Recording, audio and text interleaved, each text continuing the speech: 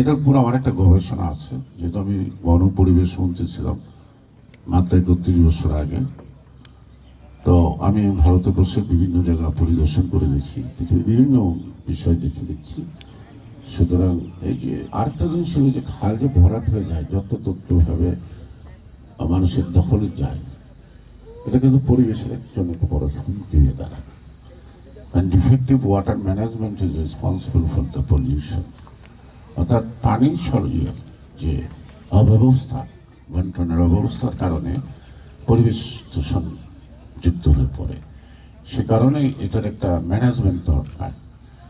এখন এই যে বর্ষাকালে আমরা পানি পাই যখন আমাদের প্রয়োজন হয় না, কখনো কখনো মানে যারা বাদ দিয়ে পানিটা আটকে রাখছে তারা অসময়ে অতিরিক্ত পানি ছেড়ে দেয়, তখন আমাদের সমস্যা হয়।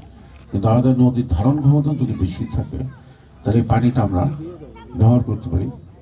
এই ধরনের বললাম যে খাল কাটেন, তারপরে সংযোগস্থলে আপনারা সুইচ গেট দেন যাতে খালের মধ্যে পানিটা সবসময় থাকে।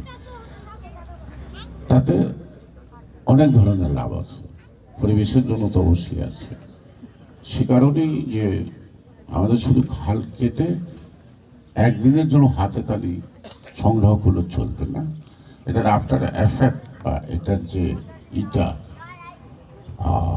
ইতিবাচক যে দিকটা, সেটা জনগণ প্রত্যক্ষ করতে পারে দীর্ঘকাল। আমাদের এই খাল খননের বিকল্প নাই। খাল খনন বিকল্প নাই এই কারণে যে আমরা ভারতের সাথে ঝগড়া করতে পারবো, ভারত থেকে পানি আদায় করতে পারবো না।